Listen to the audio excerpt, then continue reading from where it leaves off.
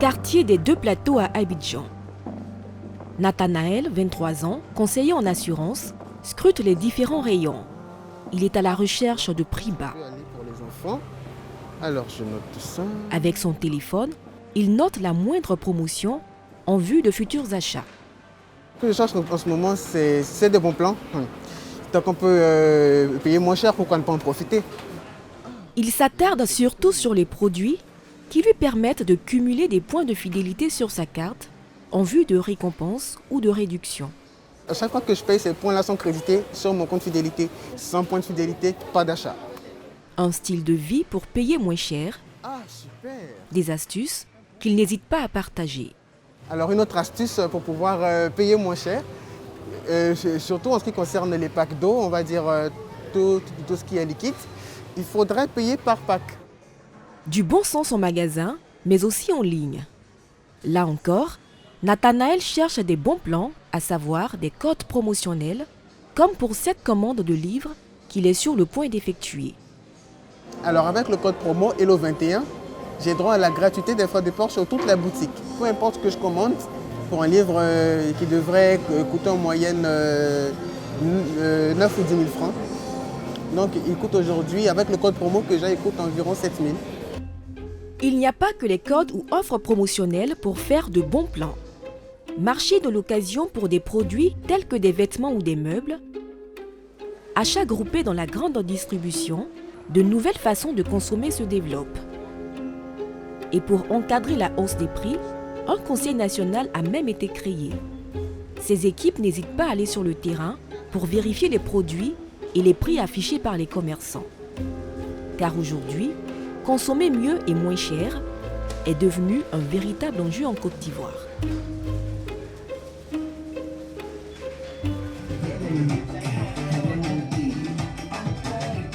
À Koumassi, au sud d'Abidjan, la musique bat son plein.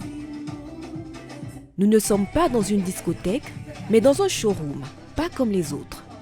Dépêchez-vous de partager le direct, les filles, parce que ça va chauffer par ici. La robe, elle est trop magnifique. Ça, c'est robe de boulot. Tu me prends ça. La robe bavade. La robe te donnera un genre. Ça, tu me mets des escarpins noirs en daim. Très joli. Taille 18. Viens me prendre ça. Au suivant. Cette vendeuse hors pair, c'est Estelle Koudou, la patronne des lieux. Elle a ouvert ce showroom il y a 4 ans. Elle vend ici des vêtements d'occasion qui viennent tout droit de Londres et qui s'arrachent comme des petits pains auprès de la gente féminine. C'est des filles de série des premiers choix qui viennent de Londres. Donc là, on a reçu un arrivage, au moins 3 ou 4 barriques. Donc tout doit disparaître. Ce qu'elle appelle premier choix, ce sont des vêtements solides, modernes et très peu portés. Les fins de série sont plutôt des habits neufs en déstockage, sortis de magasins d'Europe, proposés à petit prix. La qualité est bonne et puis le prix est vraiment génial. Ici, les prix, c'est à partir de 3 000 jusqu'à 10 000 francs. Donc les filles préfèrent moins cher, venir ici, se relooker tranquillement. Sa marchandise, la vendeuse l'achète sous forme de barriques de 250 litres, contenant chacune plusieurs centaines de vêtements. En période de forte demande, la commerçante peut en vendre une 50aine par jour, avec un prix moyen de 5 000 francs CFA l'unité, soit un revenu journalier de 250 000 francs CFA. L'entrepreneur espère d'ici quelques semaines écouler son stock de 500 robes. Pour ce faire, elle compte sur Internet, là où elle réalise le pic de ses ventes. Des clientes de plus en plus connectées à ses directs où elle fait le show. La robe de David à vendre, une robe de taille M, très belle robe. Donc taille S grand, M petit. Regardez les détails de la robe, regardez. Prête à tout pour brader le maximum d'articles. Si on veut faire plus cher, ça va rester. Si on veut faire les prix de boutique, ça va rester. Ici, par exemple, cette robe-là, je l'ai eue à 6 000 francs. Je vais la vendre à 8 000 francs. J'ai 2 000 francs dessus. Le stock que j'ai reçu actuellement, c'est un stock de 5 à 6 millions que j'ai reçu. Donc là, c'est la fin du mois. Il faut vraiment que tout ça parte, quoi.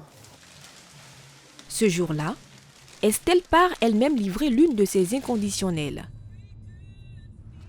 Coût de l'article, 50 000 francs CFA. Pour la cliente, c'est un bon plan. J'achète ce type de vêtements déjà parce que c'est tendance. Très souvent, les vêtements sont propres, sont nickel en fait. Moi, j'ai pas de problème. Pour payer moins cher, le marché de l'occasion semble un bon filon. C'est vrai dans le textile, mais aussi dans l'ameublement. Quartier de la Riviera à Cocody. Le meuble, là, il est à combien? Ce salon, il est à 480, table centrale incluse. Oui. Audrey Diane a ouvert il y a 5 ans cette brocante qu'elle a appelée Chic On a Bazar. ce meuble-là. On y trouve toutes sortes d'objets, dont la plupart sont d'occasion. Mais là, c'est pas neuf. Hein. Non, c'est en état tip-top. Donc, on pense que c'est neuf, mais c'est en état tip-top. En tout cas, ça a l'air vraiment neuf. Voilà, C'est c'est du type occasion, en fait. Des articles présentent quelquefois de petits défauts. C'est une brocante. Donc, dans une brocante, on ne s'attend pas à trouver des articles qui sont en état tip-top d'une enseigne, en fait. Mais il faut toujours, par honnêteté, préciser quels sont les défauts et quand le client il est d'accord, c'est top, quoi. Voilà, tu vois, il y a quelques... Ce meuble chaussure est vendu à 40 000 francs CFA, soit 3 fois moins cher que son prix neuf.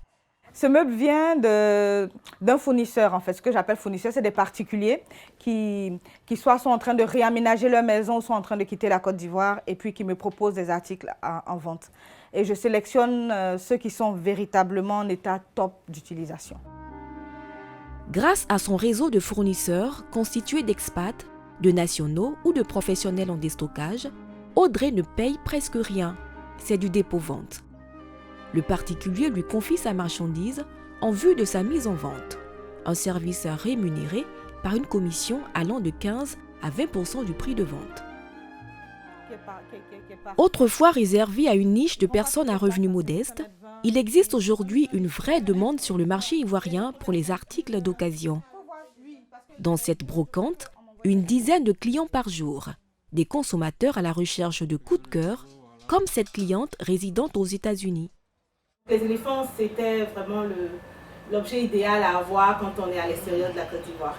Je pense qu'acheter en brocante vous permet d'avoir des articles de qualité à des prix défiant toute concurrence. Protéger le pouvoir d'achat, mais aussi de recycler, de remettre, de redonner vie à des articles qui auraient été perdus.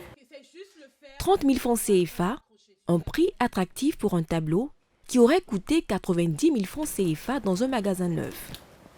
Depuis 5 ans, celle qu'on surnomme la reine du petit budget réussit ainsi à fidéliser sa clientèle, la classe moyenne. Dans notre business, en tout cas à mon niveau, le but n'est pas forcément de s'enrichir, comme on va dire. Voilà, c'était pas ça le but. Le but, c'était de répondre à un besoin. Et donc, quand on répond à des besoins, si en plus, à partir de là, on peut mettre du beurre dans nos épinards, c'est tant mieux, quoi. La brocante, un secteur en plein essor, mais une offre pas toujours disponible. Beaucoup ont dû fermer boutique. Audrey est aujourd'hui l'une des seules Ivoiriennes à tenir la route sur ce segment. Il n'y a pas que le marché de l'occasion qui permet de consommer moins cher.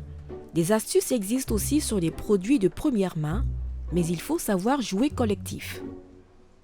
Je fais mes achats avec ma copine qui est là. Et donc, depuis plus de 5 ans, nous faisons nos achats groupés.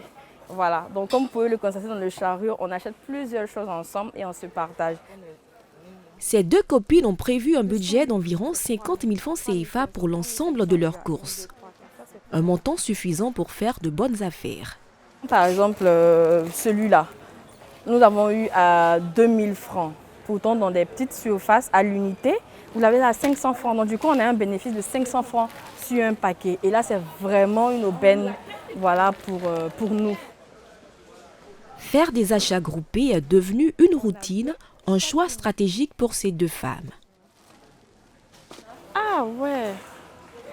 Et là, on vient de constater que nous avons ici 24 boîtes à 10 000 francs. Et honnêtement, chez le boutiquier du quartier, ce n'est pas le même prix. Donc là, on saute immédiatement sur l'opportunité, même si ça ne faisait pas partie de notre budget. Saisir les bonnes occasions et au final, payer moins cher.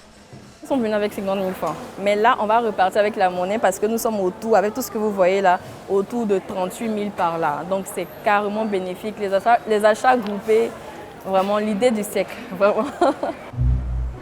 Les achats groupés peuvent également se faire en ligne. Un marché qui concerne aussi les entreprises au volume d'achat plus important. Avec à la clé, très souvent, des remises. Une pratique attractive, mais encore peu développée en Côte d'Ivoire. C'est une pratique qui est en train de se faire connaître sur le marché.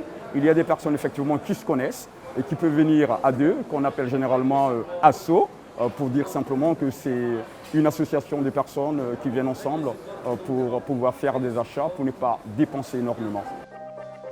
Dépenser moins, acheter malin, une tendance, une obligation même pour de nombreux Ivoiriens dans un contexte global de hausse des prix. Des prix regardés de très près par le gouvernement ivoirien. Trècheville. Cette enseigne propose des produits frais. Ce matin, elle reçoit une visite inopinée. Bonjour madame. Bonjour. Vous avez la visite du ministère du Commerce, la direction régionale d'Abidjan Sud 1.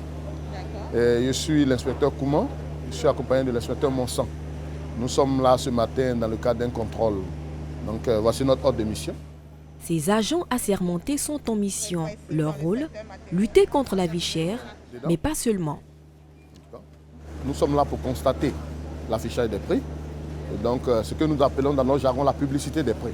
Et secondairement, il y aura aussi à vérifier la qualité des produits. On parle de qualité en parlant des dates de péremption, on parle de qualité en parlant de la fraîcheur des produits, puisque l'aspect visuel aussi, l'aspect texture nous intéresse. Voilà. Tous les rayons sont passés au peigne fin. Il faut vérifier dans les moindres détails la texture des produits et leur qualité. Et même parfois, connaître leur composition, comme ici pour ces jus de fruits. Prochainement, vous prenez le soin de mentionner sur l'étiquetage les ingrédients qui rentrent dans la composition du produit. Vérifier que les prix sont correctement affichés, voici un autre enjeu majeur pour préserver le pouvoir d'achat du consommateur. Un enjeu pour lequel les inspecteurs veillent au grain. On n'impose pas des prix aux opérateurs économiques, seulement qu'on leur demande de les afficher, c'est tout. Et on constate depuis notre inspection que les prix sont vraiment affichés et les produits sont vraiment bien adressés. Parce qu'on se rend compte que dès qu'on voit un produit, le prix, en tout cas correspondant, est juste en dessous. Des prix affichés et des denrées vendues au kilogramme. L'enseigne semble irréprochable. Et pourtant, dans ce rayon de produits frais, un bémol apparaît sur le prix de la viande. C'est passé à la télé, c'est passé dans les médias. Le prix du ciment, le prix de la viande et le prix du pain ont connu ce qu'on appelle un plafonnement. Voilà. Donc, il y a des prix qui ne doivent pas être dépassés. La viande sans os devrait être vendue à 2800 et la viande avec os vendue à 2600. Bon, ici, nous constatons que les prix sont en tout cas à la hausse. Une augmentation que la gérante tente de justifier. Les prix ne sont pas fixes, les prix peuvent changer du jour au lendemain. Quand le prix baisse sur le marché, nous on est obligé de baisser également. Quand le prix est élevé, on est obligé, donc c'est en fonction du prix d'achat et tout. Si la répression peut aller jusqu'à la saisie de la marchandise ou le paiement d'une amende, l'enseigne ce jour-là s'en sort plutôt bien avec un simple rappel à l'ordre. Mais il lui faudra, séance tenante, afficher le prix plafonné de la viande.